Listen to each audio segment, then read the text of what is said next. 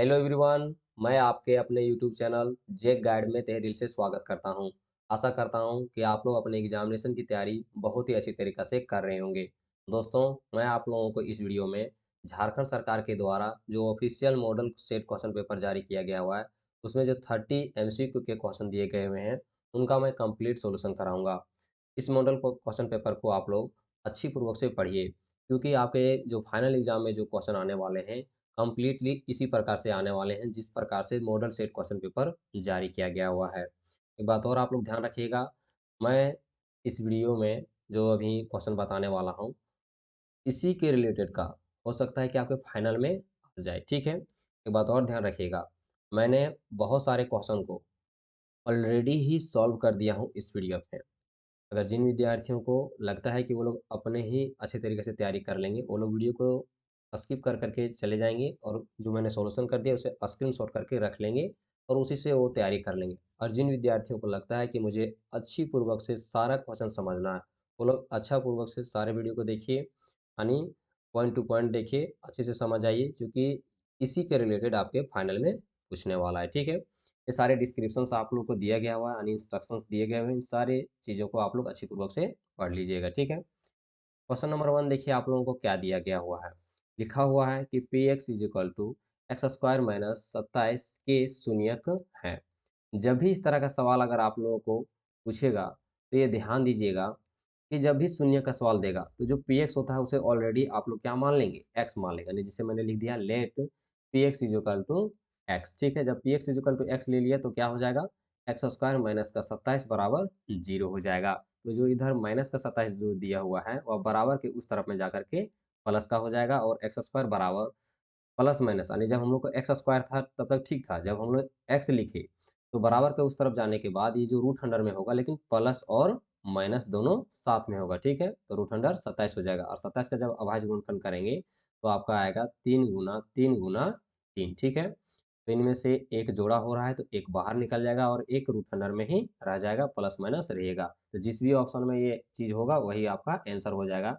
तो option number जो B है वह आपका सही हो जाएगा, ओके? क्वेश्चन नंबर 2 देखिए दोस्तों क्या दिया हुआ है। लिखा है यदि किसी बहुपद का ग्राफ एक्स अक्ष को 3 बिंदुओं पर प्रतिच्छेद करता है तो इसमें कितने शून्य होते हैं? तो आप देख लीजिए, एक्स अक्ष में 3 बिंदुओं पर कट करता है, तो एक यहाँ पर कट किया है, एक यहाँ पर कट किया है और एक यहाँ पर कट किया है। तो आपको पता होगा कि पी एक्स का वैल्यू क्या होगा, तो 3 बिंदुओं पे कट किया है तो P X is equal to 3 हो जाएगा। तो ऑप्शन नंबर ए आपका सही हो जाएगा, ओके? क्वेश्चन नंबर 3 देखिए क्या लिखा है। दो परिमेय संख्याओं के बीच कितने परिमेय संख्या हो सकती है? तो याद रखिएगा आप लोग कि दो परिमेय संख्याओं के बीच में अनंत परिमेय संख्याएं हो सकती हैं। एग्जाम्पल के रूप में अगर मैं यहाँ पर अभी एक परिमेय संख्या 1 ले लेता हूँ और दूसरा परिमेय संख्या मैं 2 ले लेता हूँ, तो इन दोनों के बीच में जो परिमेय संख्या होंगी वह अनंत होंगी। समझिए, यहाँ पर मैं एक छोटी सी एग्जाम्पल देकर के समझाता हूँ। जैसे 1.0000000 बहुत सारा जीरो देने के बाद मैंने 1 दिया। फिर उसी प्रकार से इस तरह से बहुत सारा जीरो देने के बाद फिर मैं यहाँ पर 2 दे दूँगा। इस तरह से लाखों करोड़ों संख्याएँ इनके बीच में आ जाएँगी। तो इसीलिए यहाँ पर बताया जाता है कि 2 परिमेय संख्याओं के बीच में अनंत परिमेय संख्याएँ होती हैं, ओके? क्वेश्चन नंबर 4 देखिए दोस्तों क्या दिया हुआ है कि 2 क्रमिक सम संख्याओं का एचसीएफ क्या होगा? ठीक है, तो 2 क्रमिक सम संख्या, तो क्रमिक अगर सम संख्या की बात करें तो सबसे पहला आपका 2 आ जाएगा, तो 2 के बाद क्रमिक यानी लगातार की बात करें तो 4 आ जाएगा। 2-4 का जब आप एचसीएफ निकालेंगे तो आपका आंसर आ जाएगा 2, ठीक है? अगर क्रमिक की बात करें तो अगर आप 8 और 10 रखते हैं, तो इसमें भी आपका एचसीएफ 2 आएगा, आप लोग निकाल के देख लीजिएगा, ठीक है? तो आंसर आपका बी हो जाएगा। क्वेश्चन नंबर 5 देखिए क्या लिखा हुआ है। दो चरों x, y में रैखिक समीकरण ax plus by plus c बराबर 0 के कितने अधिकतम हल संभव हैं? तो ध्यान दीजिए, इसके अनगिनत जो है वह हल हो सकते हैं x और y के। ध्यान दीजिएगा किस प्रकार से होगा। अगर आप x बराबर 0 से लेकर के जहाँ तक हो सकता है यानी इन्फिनिटी तक रखेंगे तो y का मान उतना आ जाएगा। समझिए कि कितनी आ जाएगी, इन्फिनिटी मतलब अनंत, बहुत दूर तक। फिर उसी प्रकार से अगर आप y बराबर आप जो भी वैल्यू रखेंगे, यानी 0 से लेकर के अगर आप इन्फिनिटी तक वैल्यू रखते हैं तो उतना इसका आंसर आ जाएगा। समझ रहे हैं आप लोग? इसीलिए इसका अनगिनत हल हो जाएगा, ठीक है? क्वेश्चन नंबर 6 देखिए क्या लिखा हुआ है कि असंगत समीकरण युग्म द्वारा निरूपित रेखाएं कैसी होती हैं? तो असंगत समीकरण युग्म द्वारा जो निरूपित रेखाएं जो होती हैं वह समांतर होती हैं।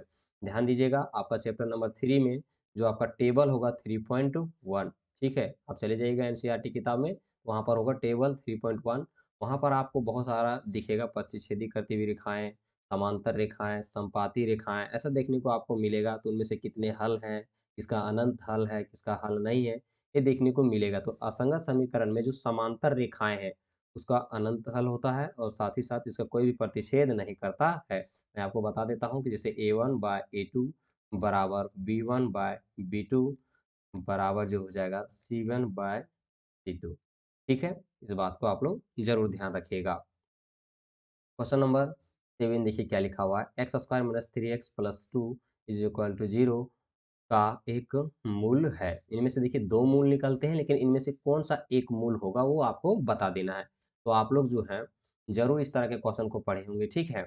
देखिए क्या होगा कि x² - 3x + 2 बराबर 0 आप लोग को दे दिया गया हुआ है। तो क्या होता है कि ये इसके साथ गुना होता है, फिर इसका गुणनखंड करते हैं और गुणनखंड करने के बाद हम लोग जोड़ या घटा का प्रयोग करके इसको सॉल्व करते हैं। तो आपको पता होगा तो माइनस का 3x दिया है तो -2x -x रखेंगे तो जोड़ेंगे तो माइनस का 3x हो जाएगा और अगर गुना करेंगे तो minus minus plus 2x square हो जाएगा, ठीक है? इस तरह से आप वैल्यू यहाँ पर देख सकते हैं, मैंने निकाल दिया। इन दोनों के बीच में x कॉमन था तो x कॉमन कर दिए, x माइनस 2 आ गया और इन दोनों के बीच में -1 का कॉमन है तो -1 कर दिए तो x माइनस 2 हो गया और ध्यान रहे कि यहाँ और यहाँ दोनों बराबर होना चाहिए। अगर दोनों जगह बराबर नहीं तो समझिए कि अब जो आप सॉल्यूशन कर रहे हैं वह गलत है, ठीक है? तो इन दोनों में से किसी एक को लिखना है तो मैंने x माइनस 2 लिख दिया और x कॉमा में था तो x और माइनस का 1 एक लिख दिया, ठीक है? इसका जो यहाँ पे आंसर आ जाएगा एक 1 और 2 आ जाएगा, यानी 2 मूल इसके आ जाते हैं, लेकिन इनमें से कौन-सा मूल आपको मिलेगा ऑप्शन में उसी को टिक करना है। तो ऑप्शन नंबर सी देखिए आपका सही हो जाएगा 2, क्योंकि आप देखिए यहाँ पर माइनस का 1 दिया है और हम लोग का आंसर क्या है 1। ठीक है? अगर आप इसको किस तरह निकालते हैं ये भी देख लीजिए। जैसे x माइनस 1 दिया है तो एक बार बराबर का 0 हो जाएगा और फिर यहाँ पर x माइनस 2 बराबर का 0 हो जाएगा। तो आपको पता है कि x बराबर यहाँ 1 हो जाएगा, फिर x बराबर यहाँ 2 हो जाएगा। ठीक है दोस्तों? क्वेश्चन नंबर 8 देखिए क्या लिखा हुआ है कि 2 लगातार विषम धनात्मक पूर्णांक ज्ञात कीजिए, जिनके वर्ग का योग 290 है। तो सबसे पहले हम लोग क्या करना होगा, माना मैंने यहाँ लेट लिखा है, आप लोग माना के लिख लीजिएगा, ठीक है? तो लिखा है लेट। फर्स्ट हम मान लेते हैं जो विषम धनात्मक पूर्णांक होगा उसे x मान लेते हैं, ठीक है? अब सेकंड क्या करेंगे तो x प्लस का 2। जब भी आपको विषम धनात्मक पूर्णांक की बात करेगा और वो भी लगातार में या फिर सम की बात करेगा, तो आप अगर पहला x मानते हैं, दूसरा को x प्लस 2 ज़रूर मान लीजिएगा। गलती नहीं कीजिएगा x प्लस 2 का। अगर यहाँ पर कुछ भी विषम या सम का प्रयोग नहीं करेगा, तब x प्लस 1 आएगा, ठीक है? इस बात को ज़रूर ध्यान रखिएगा। आगे क्वेश्चन को अगर आप पढ़ते हैं, देखिए क्या लिखा है, जिनके वर्ग का योग 290 दिया हुआ है। तो अभी इनका वर्ग करेंगे और फिर इनका वर्ग करेंगे, तो उनका योग कितना होगा 290। तो मैंने x स्क्वायर कर दिया प्लस x प्लस 2 का होल स्क्वायर बराबर 290, क्योंकि दोनों के वर्गों के योग के बराबर है। तो देखिए इसे एक्स स्क्वायर का होल स्क्वायर करेंगे तो एक्स स्क्वायर आ जाएगा और ए प्लस बी का होल स्क्वायर में दिया है तो A square plus 2ab plus B square, उसके फॉर्मूला में बैठा दिए थे, x square plus 4x plus का 4 आ गया 290। अब यहाँ पर देखिए तो 1x और 1x एक्स स्क्वायर जुड़ेगा तो क्या हो जाएगा 2x स्क्वायर प्लस का 4x और ये 4 इधर प्लस में था उधर जाके माइनस हो जाएगा, कितना बचेगा 286, ठीक है? अब देखिए यहाँ पर, अब इन दोनों में कॉमन लेंगे तो क्या आ जाएगा 2 कॉमन आएगा और 2 कॉमन जब इसमें भागा लगेगा तो 143 आएगा। इधर प्लस में था तो इस तरफ आके क्या हो गया माइनस में आ गया। देखिए मैंने थोड़ा स्टेप को चुरा लिया है क्योंकि जगह बहुत ही कम थी, इसलिए मैंने स्टेप को चुराया है, लेकिन बता दे रहा हूँ आप लोगों को, ठीक है? अब यहाँ पर देखिए प्लस का 2x दिया है, अब उसी तरह से होगा, ये इसके साथ पूरा गुना होगा। गुना होने के बाद जो है फिर इसके साथ आपको जोड़ या घटा का प्रयोग करके 143 लाना होगा माइनस का, है ना? ये बात को आपको ध्यान रखना है। देखिए ध्यान से, यहाँ पर थोड़ा-सा मैं लिख देता हूँ क्योंकि वो मिट गई यहाँ से, तो 43 ही है, ठीक है? ध्यान दीजिएगा। अब यहाँ पर क्या होगा कि प्लस का 13x और माइनस का अगर हम 11x ले लेते हैं, जो कि प्लस माइनस माइनस तो घट जाएगा, तो 13x में अगर 11x चला जाएगा तो प्लस का 2x बचेगा, जो कि बड़ी संख्या प्लस में है। माइनस का 147, अब इसमें कॉमन ले लेंगे तो x कॉमन आएगा तो x प्लस का 13 आएगा और इसमें माइनस का 11 कॉमन लेंगे तो x प्लस का 13 आ जाएगा। इन दोनों में से अगर को लिखना है और x माइनस 11 लिख देना है, ठीक है? तो इसका आंसर क्या होगा, चूँकि प्लस में था तो माइनस आएगा और माइनस में था तो प्लस आ जाएगा।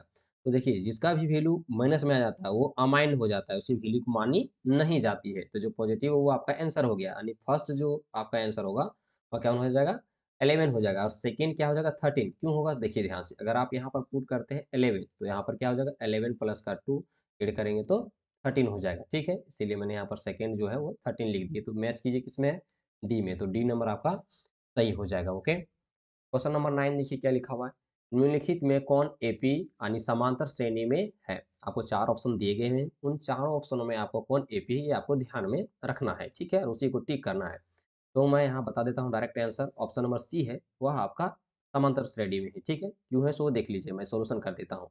अगर सबसे पहले ए की बात करते हैं यानी जो सबसे पहला जो सीरीज़ में दिया है वो क्या है? -10 है तो -10 हो जाएगा। डी की वैल्यू अगर आप निकालते हैं तो क्या होगा? बोलिएगा ए2 माइनस का ए1, तो ए2 आपका दिया माइनस का 6 माइनस और फिर माइनस का 10 दिया है तो माइनस का 10 आ जाएगा, तो यहाँ माइनस का 6 और माइनस माइनस प्लस का 10 हो जाएगा। तो बताइए यहाँ पर प्लस का 4 हो जाएगा, ठीक है? उसी तरह से एक और निकाल लेते हैं डी का, फिर आ जाएगा अबर ए3 माइनस का ए2 बराबर ए3 में अभी आपका क्या चीज़ है? माइनस का 2 और माइनस और फिर माइनस में क्या आ जाएगा? 6, ठीक है? देखिए माइनस का 2 और माइनस माइनस प्लस का 6, तो माइनस प्लस माइनस तो घट जाएगा तो कितना बचेगा? 4 और बड़ी संख्या प्लस में इसीलिए प्लस। देखिए यहाँ पर भी डी का मान 4 आ गया, यहाँ पर भी डी का मान 4 आ गया। अगर इसमें भी प्रोसेस आप करेंगे तो डी का मान 4 ही आएगा, बराबर आएगा। तो समांतर श्रेणी में क्या होता है कि उनके बीच का जो अंतर होता है वो एक समान होना चाहिए, ठीक है? इसीलिए ऑप्शन नंबर जो सी है वो आपका सही हो गया। क्वेश्चन नंबर 10 देखिए क्या लिखा है कि 4 1 4 7 10 डॉट के 18वें पद का मान है, यानी आपको 18वां पद निकालना है, इस सीरीज में जो दिया गया हुआ है। तो देखिए सबसे पहले ए बराबर आपका क्या दिया हुआ है? 1 दिया है, डी का वैल्यू निकालेंगे तो आपको 3 निकल के आएगा। तो ए 18 का वैल्यू क्या होता है? तो जब भी इस तरह का कुछ भी दिया रहता है तो उसका फॉर्मूला लिखा जाता है इसको ए प्लस का। अगर 18 है तो 17 हो जाएगा, अगर 16 रहता तो 15 यहाँ पर, यानी उससे एक कम करके इसको लिखा जाता है। तो ए का वैल्यू 1 है और डी का वैल्यू 3 है, पुट कर दिए तो हमारा वैल्यू कितना आ जाता है? 52 आ जाता है। ऑप्शन नंबर सी आपका सही हो गया, ठीक है? अगर वीडियो पसंद आ रही होगी तो आप लोग ज़रूर वीडियो को लाइक कीजिएगा, साथ ही साथ चैनल को भी सब्सक्राइब कर लीजिएगा और अपने दोस्तों को भी ज़रूर शेयर कर दीजिएगा, ओके? मैं आप लोगों को सारे जितने भी सब्जेक्ट हैं आपके, उन सारे सब्जेक्ट का आपका मॉडल सेट क्वेश्चन पेपर का अच्छे से सॉल्यूशन कराऊँगा और साथ ही साथ आप लोग को बहुत सारे क्वेश्चन पेपर का प्रैक्टिस भी कराऊँगा, ठीक है? देखिए, क्वेश्चन नंबर 11 देखिए क्या लिखा हुआ है? 2 समरूप त्रिभुजों के क्षेत्रफलों का अनुपात दिया हुआ है 16:9 है, तो उनकी संगत भुजाओं का अनुपात क्या होगा? ठीक है? तो जब भी इस तरह का क्वेश्चन आपको मिलेगा तो ध्यान दीजिएगा, मैंने यहाँ पर एक शब्द लिखे हुए हैं, आप बोलिए तो लाइन लिखे हुए हैं, इसे जरूर याद कर लीजिएगा कि जब भी बोलेगा कि दो समरूप त्रिभुजों के क्षेत्रफलों का अनुपात अगर दिया हुआ रहेगा तो इस बात को ध्यान रखिएगा कि जब भी इस तरह का क्वेश्चन आता है समझिए कि उनकी जो संगत भुजाओं के जो अनुपात होते हैं ये वर्ग के बराबर होते हैं। यानी समझिए, कहने का मतलब क्या है कि जब भी आपको अनुपात में दिया हुआ है तो एरिया अगर हम मान लेते हैं ट्रायंगल एबीसी का, तो और बटे में आप ले लीजिएगा एरिया त्रिभुज पीक्यूआर का, तो बराबर आप संगत भुजाएं जब भी आपको सर्वांग सम होते हैं या तो आप खुद पता है कि समरूप की बात कर रहा है तो जो उसकी संगत भुजाएं होती है वो बटे में स्क्वायर के बराबर, तो ए बी बटे का पीक्यू ले लिए होल स्क्वायर कर दिए, वही वैल्यू हमारा कितना दिया हुआ था? 16 बटे का 9 दिया हुआ था। जब इसे स्क्वायर दिया है तो जब हम इसका स्क्वायर हटाएंगे तो इधर रूट अंडर आ जाएगा, तो 16 का 4 हो जाएगा, 9 का 3 हो जाएगा, ठीक है? तो 4 बटे का 3 आपका आंसर हो जाएगा, यानी 4 अनुपात 3, ठीक है? तो ऑप्शन नंबर सी आपका सही हो गया। क्वेश्चन नंबर 12 देखिए क्या लिखा हुआ है कि समचतुर्भुज के विकर्ण 6 सेंटीमीटर और 8 सेंटीमीटर है। इसकी प्रत्येक भुजा की लंबाई होगी। जब भी आपको बोलेगा कि एक समचतुर्भुज है और उसके 2 विकर्ण दिए हुए हैं, उसकी भुजा की लंबाई बोलेगा तो ये फॉर्मूला याद रखिएगा कि भुजा की लंबाई बराबर होता है, यहाँ पर मैं लिख देता हूँ कि जो भी यानी फर्स्ट विकर्ण का होल स्क्वायर प्लस सेकंड विकर्ण का होल स्क्वायर बटे में यहाँ पर आपका 2 आ जाएगा। देखिए फर्स्ट विकर्ण आपको किसी को भी मान लेना है, तो मैंने यहाँ पर 8 का स्क्वायर कर दिया प्लस 6 का स्क्वायर कर दिया, तो दोनों को आप स्क्वायर करेंगे तो 64 प्लस का 36 ऐड करेंगे तो 100 हो जाएगा और 100 का यानी रूट अंडर 100 बटे का 2, तो 100 का क्या होता है रूट अंडर 100 का, तो 10 हो जाएगा और बटे का 2 तो भागा लगा देंगे तो 5 आएगा। तो ऑप्शन नंबर सी आपका सही हो जाएगा, ओके। क्वेश्चन नंबर 13 देखिए क्या लिखा हुआ है, दो अक्षों के प्रतिच्छेदी बिंदु को क्या कहते हैं? तो दो अक्ष यानी एक अक्ष, एक्स अक्ष इधर हो गया, वाई अक्ष इधर हो गया। अब बोल रहा है कि प्रतिच्छेदी, प्रतिच्छेदी कहने का मतलब कटान बिंदु, ठीक है? तो आप देखिए यहाँ पर इसका इधर से गया एक्स और इधर से आया वाई, तो अब दूसरे आपस में जो कट रहे होते हैं इसी बिंदु को कहते हैं मूल बिंदु, ठीक है? तो ऑप्शन नंबर बी आपका राइट हो जाएगा। क्वेश्चन नंबर 14 देखिए क्या लिखा हुआ है कि एक्स सॉरी वाई अक्ष से 5 इकाई युग्म और एक्स अक्ष पर एक बिंदु P स्थित है। तो बिंदु P के निर्देशांक हैं। ध्यान दीजिएगा, सबसे पहले बोल रहा है कि एक्स अक्ष से 5 इकाई। तो आप देखिए सबसे पहले सॉरी वाई अक्ष से, तो ये वाई अक्ष हुआ। अब इसे 5 इकाई कहने का मतलब इसे 5 इकाई का युग्म बन रहा है और एक्स अक्ष पर बिंदु P स्थित है। तो अब एक्स अक्ष पर देखिए आपका बिंदु P स्थित है, इसी की बात कर रहा है। तो अब जब यहाँ से इसे 5 है, चूँकि प्लस 5 इकाई की बात कर रहा है, तो प्लस का 5 इकाई आ जाएगा, ठीक है? और एक्स अक्ष पर जब भी कोई एक्स अक्ष पे रहेगा स्थित या फिर वाई अक्ष पे रहेगा। अगर एक्स अक्ष की बात कर रहा है तो यानी आपका जो वाई 0 होगा, और अगर वाई अक्ष की बात करेगा, जो बिंदु स्थित रहेगी, उसमें एक्स 0 होगा, ठीक है? तो इस बात को ध्यान रखिए। तो हम लोग लिखते क्या है, एक्स कॉमा का वाई। तो आप खुद देखिए कि यहाँ पर एक्स अक्ष की बात कर रहा है, तो जब एक्स अक्ष की बात कर रहा है तो वाई बराबर क्या होगा, 0, और यहाँ पर जो भी वैल्यू दिया रहेगा वो वाई का हो जाएगा, ठीक है? तो आप देख लीजिए यहाँ पर क्या हो जाएगा, तब 5,0, तो ऑप्शन नंबर ए जो होगा वो आपका सही हो जाएगा, ठीक है? ज़रूर ध्यान रखिएगा। क्वेश्चन नंबर 15 देखिए क्या लिखा हुआ है, यदि sin a बराबर 3/4 तो cosec a का मान होगा। तो आपको पता होगा कि sin a तो आपको दिया हुआ है, लेकिन cosec का फॉर्मूला क्या होता है? cosec एक बराबर क्या होता है कि 1/sin a, या तो थीटा में अगर आप बोलते होंगे तो cosec थीटा बराबर 1/sin थीटा, यानी इसका उल्टा है। तो आपका cosec a का क्या हो जाएगा? तो दिया था 3/4, तो 4/3 हो जाएगा, ठीक है? ऑप्शन नंबर ए आपका सही हो गया। क्वेश्चन नंबर 16 देखिए क्या लिखा हुआ है कि sec a plus 10a into का 1 माइनस साइन ए बराबर है, ठीक है? तो sec a का फॉर्मूला क्या होता है, 1 बटे का कोस, और 10 का होता है साइन ए बटे का कोस ए, और यहाँ पर जो दिया है उसे उस तरह से रहने देते हैं, ठीक है? अब इन दोनों का एलसीएम लेंगे तो कोस ए आ जाएगा। अब जब एलसीएम दोनों का सेम है, यानी बेस दोनों का सेम है, तो ऊपर में उसी तरह से रह जाएगा, ठीक है? यहाँ पर 1 माइनस का साइन ए आएगा, और ये प्लस बी इंटू ए माइनस बी के होल स्क्वायर में कर बदलेंगे तो 1 का होल स्क्वायर हो जाएगा। क्या होता है देख लीजिए, ध्यान से सुनिएगा, यहाँ पर क्या दिया हुआ है कि ए प्लस बी इंटू ए माइनस बी। इसका फॉर्मूला होता है ए स्क्वायर माइनस का बी स्क्वायर, यानी इन दोनों के आपस में गुना और इन दोनों के आपस में गुना, लेकिन बीच में माइनस। तो यहाँ पर 1 को 1 से मल्टीप्लाई करेंगे तो 1 आ जाएगा, और साइन ए को साइन ए से मल्टीप्लाई करेंगे तो साइन स्क्वायर ए आ जाएगा, ठीक है? और आपको पता होगा कि साइन स्क्वायर ए प्लस कोस स्क्वायर ए बराबर 1 होता है। तो यहाँ पर देखिए क्या लिखा है, कोस स्क्वायर ए बराबर क्या हो जाएगा, 1। यहाँ पर प्लस में था तो इधर जाके क्या हो जाएगा, माइनस। तो इसका फॉर्मूला क्या निकल के आ गया, तो कोसेक कोस कोस स्क्वायर, तो कोस स्क्वायर ए बटे का कोस ए, तो ये कट जाएगा तो क्या बचेगा, सिर्फ कोस ए। तो ऑप्शन नंबर जो आपका बी है वह सही हो जाएगा, ओके। क्वेश्चन नंबर देखिए 17 क्या दिया हुआ है कि यदि 10a बराबर √3 हो तो ए का मान क्या होगा? दोस्तों जब भी इस तरह का सवाल देगा तो ध्यान से देखिएगा कि यहाँ पर जो √3 है, वो 10 कितने डिग्री का मान है, ठीक है? तो ये ध्यान दीजिएगा कि जो 10 जो है, वह 10 60 डिग्री का मान है, यानी √3। तो 10 से 10 कट जाएगा, अब सिर्फ ए बचेगा, तो ए बराबर आ जाएगा 60 डिग्री।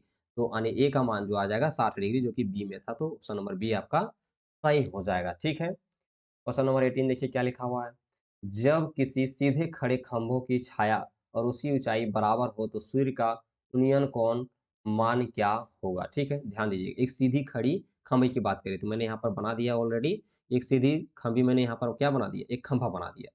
अब जितना इसका ऊंचाई है उसी के बराबर में क्या चीज है, इसका छाया भी है। अब बोल रहा है कि उसका उन्नयन कोण आपको बता देना है। अब जब कोई खंभा अगर सीधा खड़ा है तो 90 डिग्री का है। अब इधर का चूँकि ये इसकी भुजाएँ बराबर है, इसके एंगल भी आपस में बराबर हो जाएँगे, और यूनियन करने बोला तो यहाँ पर आप अगर इसको x मान लेते हैं तो यहाँ पर भी ये क्या हो जाएगा, x हो जाएगा। और आप लोग को पता होगा कि कोई भी ट्रायंगल है या तो कोई भी त्रिभुज है, उसकी कोणों का योग कितना होता है, 180 डिग्री होता है। तो मैंने यहाँ पर जोड़ दिया x प्लस 90 बराबर का 180। अब जाके घटेगा तो क्या बच जाएगा, 90, और यहाँ पर x से जोड़ेगा तो 2x हो जाएगा। तो x बराबर आपको जो भागा लगाएँगे कितना आएगा, 45, ठीक है? ऑप्शन नंबर बी आपका राइट हो जाएगा, ठीक है? अगर वीडियो अच्छी लग रही होगी तो ज़रूर लाइक कर लीजिएगा, साथ ही साथ अपने दोस्तों में भी इस वीडियो को शेयर ज़रूर कर दीजिएगा, ठीक है? क्वेश्चन नंबर 19 देखिए क्या लिखा हुआ है कि अर्धवृत्त का कोण कितने डिग्री का होता है? तो अर्धवृत्त का कोण कितने डिग्री का होता है? तो मैंने यहाँ पर अर्धवृत्त बना दिया है, आप खुद पता है कि यहाँ पर इसका कितने डिग्री का हो जाएगा, 90 डिग्री का। तो ऑप्शन नंबर जो आपका डी है, वह राइट हो जाएगा, ठीक है? तो बात को ज़रूर ध्यान रखिएगा। अर्धवृत्त का पूछेगा तो ध्यान रखिएगा, अगर आप लोग को कभी स्क्वायर वगैरह का यानी वर्ग का पूछेगा तो ये ध्यान रखिएगा 90 डिग्री का होता है। रेक्टेंगल यानी आयत का पूछेगा तो इस बात को भी ध्यान रखना है, ठीक है? कभी भी कुछ भी चीज़ को पूछ सकता है, ठीक है? यहाँ ध्यान रखिए, अब आपको क्या दिया है आगे कि 20 नंबर क्वेश्चन कि यदि दो वृत्तों के केंद्रों के मध्य दूरी उनकी त्रिज्याओं के योग के तुल्य हो तो उनकी उभयनिष्ठ स्पर्श रेखाओं की संख्या होगी। उभयनिष्ठ मतलब कॉमन, ठीक है? हो सकता है कि इधर लिखा हो, देखिए कॉमन टेंजेंट लाइन कितनी होगी, ठीक है? ध्यान रखिएगा। बोला 2 वृत्तों के केंद्रों के मध्य दूरी, तो मैंने यहाँ पर 2 वृत्त ऑलरेडी बना रखे हैं, उनके केंद्र, यानी एक यहाँ पर केंद्र है, दूसरा केंद्र यहाँ है, इनके बीच जो त्रिज्याएं हो आपस में क्या चीज है, बराबर हो, जो कि बराबर हो। अब बताइए उसके ओवरनिस्ट के कोण कितने होंगे, आप खुद देखिए कि यानी जो होगा एक टेंजेंट यहाँ बनेगा, टेंजेंट आपको पता होगा, टेंजेंट जो बार बार से ऐसे बनता है, एक टेंजेंट इधर होगा, फिर एक टेंजेंट यहाँ बना और एक दूसरा टेंजेंट बनेगा यहाँ। तो कह सकते हैं कि 3 टेंजेंट बनेगा, एक टेंजेंट ये हो गया, दूसरा टेंजेंट ये हो गया और तीसरा टेंजेंट ये हो गया। कुल मिलाकर के जो टेंजेंट बनेंगे वो 3 ही बनेंगे, ठीक है? ध्यान रखिएगा इस बात को। क्वेश्चन नंबर 21 देखिए क्या लिखा है, विवृतों के केंद्र से समदूरस्थ जीवाएं आपस में, देखिए अब हो रहा है कोई विवृत है, इनकी जो समदूरस्थ यहाँ से अगर मैंने यहाँ पर जीवा ऐसे बना दिया, यहाँ पर एक जीवा ऐसे बना दिया, कुछ भी आप इधर की कहीं किधर से भी इसका जीवा आप बना दीजिए, तो सारे जो जीवाएं होते हैं वो क्या होती हैं, एक समान ही होते हैं। इस बात को जरूर ध्यान रखिएगा। क्वेश्चन नंबर 22 देखिए क्या लिखा है कि दो गोलों के आयतन आयतन का अनुपात आपको दिया 8:27, तो उनके पृष्ठ क्षेत्रफलों का अनुपात होगा। तो ध्यान दीजिएगा कि गोले का आयतन का जो फॉर्मूला होता है 4/3 पाई आर क्यूब होता है, बटे का फिर 4/3 का पाई आर क्यूब करेंगे तो ये कट हो जाएगा। देखिए यहाँ पर क्या आ जाएगा, आर क्यूब और यहाँ पर आर क्यूब, तो 8 का क्यूब निकालेंगे तो क्या निकल के आ जाएगा, 2, यानी आर का वैल्यू एक ऊपर वाला का 2 आ गया और फिर 27 का क्या निकल के आ जाएगा, 3, ठीक है? तो यानी 2/3 एक पहली वाली जो ऊपर में जो गोला है उसका आर का वैल्यू 2 आ गया और इसका आर का वैल्यू 3 आ गया। तो आप ध्यान रखिएगा कि अब इनके पृष्ठ क्षेत्रफलों का अनुपात निकालना है, तो पृष्ठ क्षेत्रफल जो होते हैं इसका 4 पाई आर स्क्वायर होते हैं, बटे का 4 पाई आर स्क्वायर होते हैं। यहाँ से 4 पाई कट जाएंगे, आर स्क्वायर तो 2 दूना 4 और फिर 3 तिया 9, यानी 4/9 यानी 4:9, ठीक है? 4:9 जो है ऑप्शन नंबर डी है, ऑप्शन नंबर डी आपका सही हो जाएगा। लेकिन ध्यान रखिएगा मॉडल सेट क्वेश्चन पेपर में जो इसका आंसर दिया हुआ है वो ए दे दिया कहती है, गलत है, ठीक है? डी नंबर ऑप्शन आपका सही होगा। क्वेश्चन नंबर देखिए क्या दिया हुआ है 23 कि किसी गोले का वक्र पृष्ठ क्षेत्रफल आपको दिया है 144 पाई वर्ग सेंटीमीटर है, तो उसकी त्रिज्या है। तो गोले का वक्र पृष्ठ क्षेत्रफल अभी अभी आपको मैंने बताया कि 4 पाई आर स्क्वायर होता है। अब इसी फॉर्मूला में दिया 144 पाई दे दिया वर्ग पृष्ठ क्षेत्रफल का, तो हमने यहाँ से पाई कट गया और आर स्क्वायर करेंगे तो देखिए यहाँ पर 4 था तो ये बटे में चला जाएगा, तो ये आ गया 36, ठीक है? मैंने यहाँ पर ऑलरेडी काट कूट के रखा है ताकि आप लोग को कम समय में सारे क्वेश्चन बन जाए, ठीक है?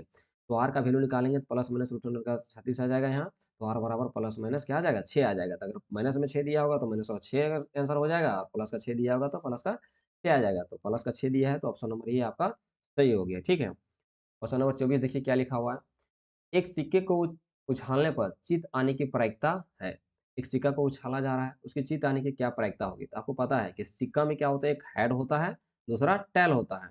जो टोटल जो संभावना है वो कितना है? 2, लेकिन यहाँ पर सिंपल किसका बोला, चित का, तो चित आने की प्रायिकता कितनी है? 1 है। तो अब देखो यहाँ से क्या हो जाएगा, तो 1 यानी जो आने की संभावना है वो ऊपर में रहेगा और टोटल कितना है? 2 है तो 2, तो कितना होगा? 1/2, ऑप्शन नंबर बी आपका सही हो जाएगा, ठीक है? क्वेश्चन नंबर 25 देखिए क्या लिखा है, निश्चित घटना की प्रायिकता होती है, तो निश्चित घटना की प्रायिकता हमेशा 1 होती है, इस बात को जरूर ध्यान रखिएगा। क्वेश्चन नंबर 26 देखिए क्या लिखा है, एक पासा को उछाला जाता है तो सम संख्या आने की प्रायिकता है। एक पासा को उछाला जाता है, समझिए कोई पासा है, डैश है, यानी आप जानते हैं कि ऐसे करके पूरा बढ़िया से डैश रहता है और उसमें 1 2 3 ऐसे करके डॉट डॉट करके लिखा रहता है, तो यानी 1 2 3 4 5 लिखा रहता है, 6 लिखा रहता है, 6 तक। तो इसमें सम संख्या आने की कितनी प्रायिकता है? सम संख्या क्या है? एक 2 है, एक 4 है और एक 6 है। टोटल कितने हैं? तो टोटल बोलिएगा कि यहाँ जो सम संख्या वो 3 है और अगर टोटल की बात करते हैं कि कितने नंबर है तो नंबर है, तो इसका आंसर क्या हो जाएगा? 3/6, तो बराबर काट करेंगे तो कितना होगा? 1/2 हो जाएगा, ठीक है? क्वेश्चन नंबर देखिए आपका 27 क्या लिखा है कि यदि x प्लस 2 3x और 4x प्लस 1 समांतर श्रेणी में हो तो x का मान क्या होगा? अगर समांतर श्रेणी में है तो आपको पता होगा कि सब समांतर श्रेणी में होता है तो हमेशा d का वैल्यू, यानी अगर हम बात करें d1 बराबर क्या हो जाएगा? d2, तो यहाँ पर d1 की बात करें तो क्या होगा? a2 माइनस का a1 बराबर यहाँ हो जाएगा a3 माइनस का a2, ठीक है? तो मैंने उसी तरह से यहाँ पर लिखा हुआ है कि जो a2 देखिए यहाँ पर a2 क्या है? 3x, तो मैंने यहाँ लिखा 3x माइनस का x प्लस का 2 है तो माइनस x प्लस 2 आ जाए, चूंकि दोनों संख्या है इसलिए ब्रैकेट में रखा, बराबर 4x प्लस का 1 और जो a2 है यहाँ 3x है तो मैंने 3x यहाँ पर माइनस कर दिया है, ठीक है? अब देखिए यहाँ पर 3x माइनस प्लस माइनस और माइनस प्लस माइनस और यहाँ पर ये घट जाएगा तो कितना बचेगा? 1x, ठीक है? तो x प्लस 1 ये भी घट जाएगा, 2x माइनस 2, यहाँ पर x प्लस का 1, अब ये इधर से ये इधर x आ जाएगा तो यहाँ पर ये प्लस में था तो माइनस हो गया और ये माइनस में था तो उधर जाके प्लस हो गया, तो यहाँ पर ये घट जाएगा तो क्या बचेगा? x बराबर का 3 हो जाएगा, ठीक है? क्वेश्चन नंबर 28 देखिए क्या लिखा है, यदि 6,8,9, x तथा 13 का माध्य 10 हो, तो x का मान क्या होगा? ठीक है, तो आप जानते हैं माध्य का फ़ॉर्मूला क्या होता है? जो भी संख्याएँ दी रहती हैं उन सभी का योग और जितनी संख्याएँ रहती है उसके नीचे में लिख देते हैं, जितनी भी संख्याएँ हैं। तब देखिए यहाँ पर टोटल कितने हैं? 5 है, तो यहाँ पर 5 लिख दिए मैंने और यहाँ पर इनको ऐड कर दिया। तो जब ऐड कर देते हैं तो आ जाता है इन सभी का, यानी इसको ऐड कर दिए तो आ गया 36 प्लस का x बटे का 5। तो क्रॉस मल्टीपल जब आप करेंगे तो क्या हो जाएगा? देख लीजिए यहाँ पर इससे गुना करेंगे तो 50 हो जाएगा, 36 प्लस का x। तो यहाँ पर x तो 50 इधर प्लस में था तो इधर जाके ये माइनस हो गया, तो आ गया आपका 14। तो ऑप्शन नंबर जो सी है वह सही हो गया। ठीक है। क्वेश्चन नंबर 29 में देखिए क्या लिखा है? 2, 6, 4, 5, 0, 2, 1, 3, 2 का बहुलक है। बहुलक कहने का मतलब है कि कौन सबसे ज़्यादा है। तो आप यहाँ पर देख सकते हैं कि यहाँ पर भी 2 है, यहाँ पर भी 2 है, यहाँ पर भी 2 है। उसके बाद कोई भी संख्याएँ जो है वो इतना ज़्यादा दिख नहीं रही, तो इसीलिए ऑप्शन नंबर ए जो होगा वो आपका सही हो जाएगा। क्वेश्चन नंबर 30 देखिए क्या लिखा हुआ है कि 8, 7, 12, 15, 10, 9, 11 की माध्यिका। माध्यिका कहने का मतलब बीचों-बीच में कौन है, ठीक है? तो सबसे पहले जब भी माध्यिका आपसे पूछेगा तो आपको आरोही क्रम में लिख लेना है, ठीक है? तो आरोही क्रम में जब लिखिए तो 7, 8, 9, 10, 11, 12, 15 आ जाएगा। तो बीचों-बीच में कौन है? तो देखिए 3 इधर रह गया और 3 इस तरफ रह गया, तो बीचों-बीच में जो आया वो 10 आ गया। तो ऑप्शन नंबर ए जो है वो आपका सही हो जाएगा, ठीक है? दोस्तों, अगर आप लोगों को वीडियो बहुत ही अच्छा लगा होगा या तो जैसा भी लगा होगा, आप लोग ज़रूर कमेंट कीजिएगा और मुझे मोटिवेट करने की कोशिश कीजिएगा ताकि मैं आप लोगों को और अच्छी तरीक़ा से सॉल्यूशन कराऊँ और आपके एग्ज़ामिनेशन में 4 चाँद लगा दूँ, ठीक है? अब इनके जो दीर्घ-उत्तरीय क्वेश्चन हैं, तो दीर्घ-उत्तरीय क्वेश्चन मैं बहुत ही जल्दी एनिमेशन के माध्यम से आप लोगों को अपलोड करने की कोशिश करूँगा बहुत ही जल्द, ओके? तो मिलते हैं नेक्स्ट वीडियो में। जय हिंद, जय झारखंड।